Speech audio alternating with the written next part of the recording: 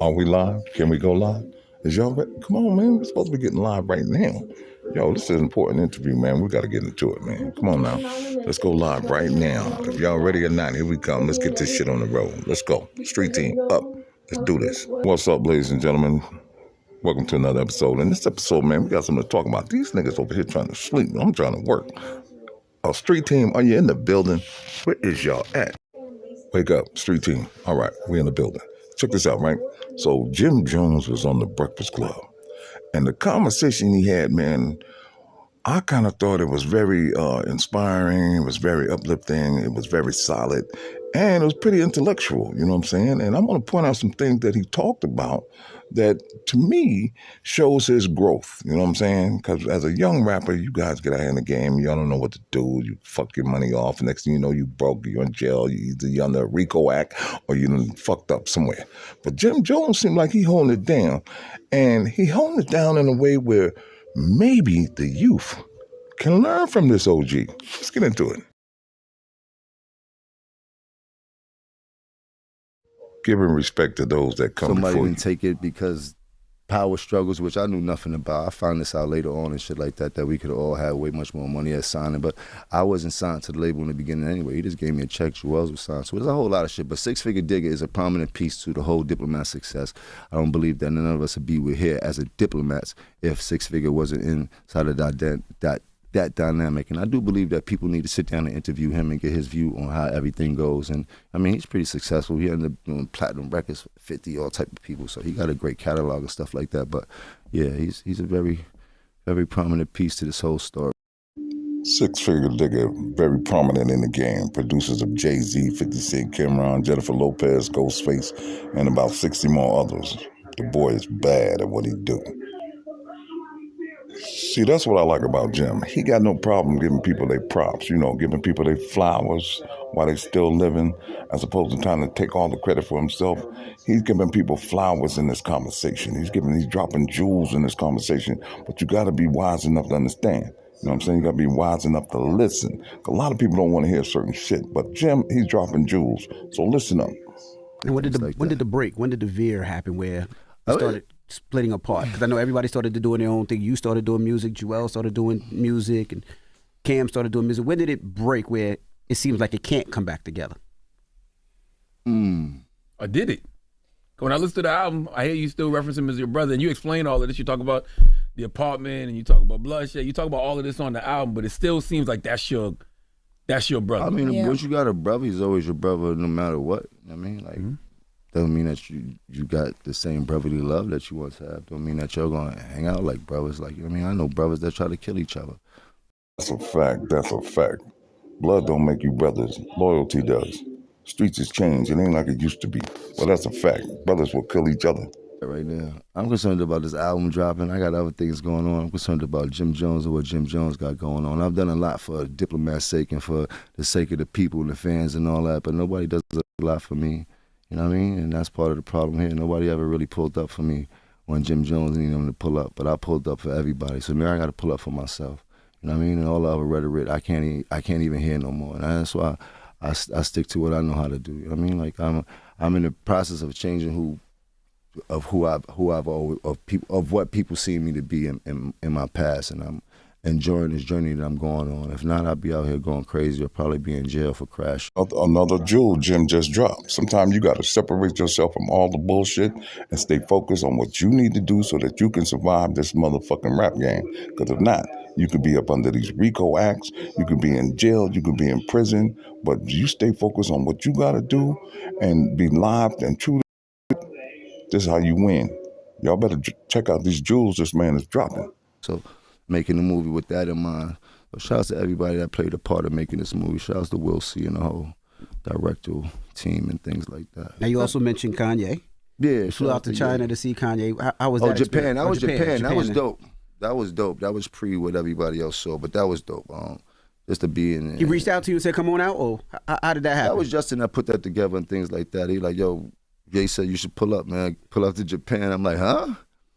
Pull up to Japan is different. Yeah, like, yo, bro, but you gotta say it like that's Brooklyn. Like, yo, we all. But it was dope. It was a dope experience to see him work, to see the genius he is.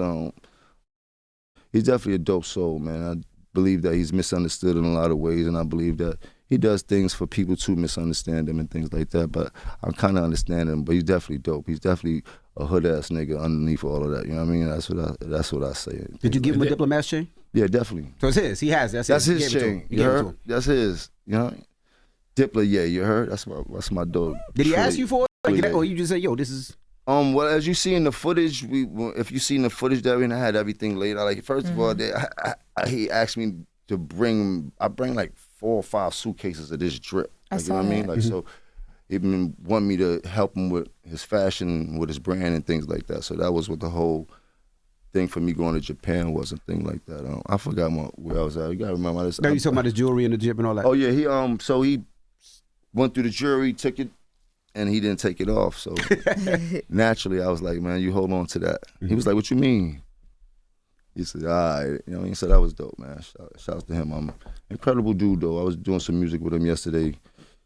He let him listen to my album. He started breaking records down, like, you need to do that. And I'm like, yo, bro, my album come out Friday. My album come out Friday. I cannot pull it down. Like, I don't have, you dig? Like, but it's dope. So, I mean, moving forward, we definitely going to make some dope ass records and things like that, man. Jim Jones fashion line or something coming? I mean, well, I've been helping him with the Yeezy brand, which is pretty dope. We got a bunch of things going on with that. I'm excited about that. You know, fashion is one of my things. Getting fresh is one of my things. So giving me opportunities to express myself in that field, I think is pretty big. You know what I mean? From a business perspective, you know, if you put time into that, you put energy into that.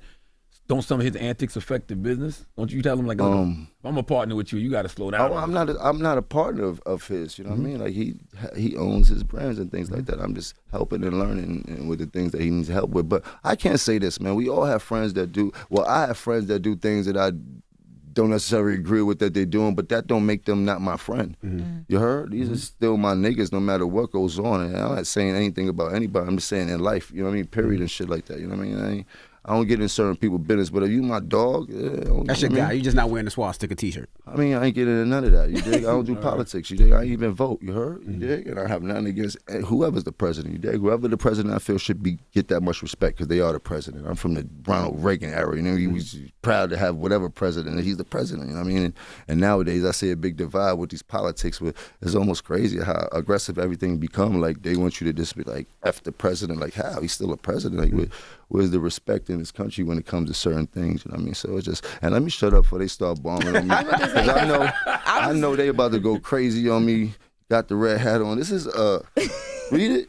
Make Diplomats great again. Dipset great again. Yeah, you heard? That's all this is about. You heard? It's not, I don't got no political endeavors. You heard? You know what I'm about. I'm about community. I do all my political things is for my community. I do everything to help Harlem.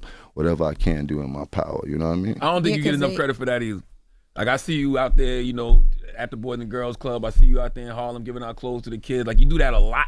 Yeah. All the time. Oh, yeah. Shouts to my people. That's my community. And people always ask why I'm there.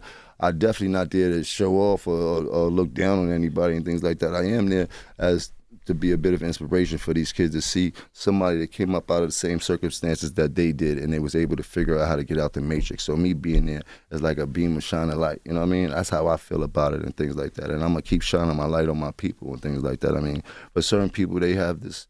I mean, for me, it's like I have a mission. I mean, God put us here to do certain things, and I do believe this is one of the things that He put me here to do is to help people, you know? This whole conversation is laced with nothing but jewels, right? Remember, he talked about going back to the community and serving the community. Remember one thing, when God gives you with a talent or the ability to be able to make changes and help people, get help. Don't try to keep everything for yourself.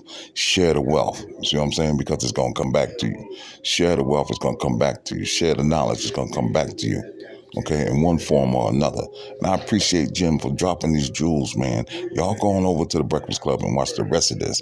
But keep in mind, ladies and gentlemen, if you make it, if you're successful, even if you're not, go back to your community and try to help somebody. Help somebody that might be in a worse situation than you, and help somebody that you know that who genuinely need help. Because a lot of people faking and shaking out here. But let me tell you something. God is watching. This is my belief. When you help the poor, when you help those in need, you giving God a loan, okay? And you saying, and He's looking at you saying, okay, I owe you one. Can you imagine God owing you? Yeah, give back and see if He don't give back to you. With that in mind, when we talk about giving, we want to take this opportunity to raise awareness and inspire change. We have a book club, a free book club with over 800 free books at www.realgslearningcenter.com. Something we had for the last 15 years. Over 800 free books. Go over and get some knowledge. Get some knowledge of self. Learn your history.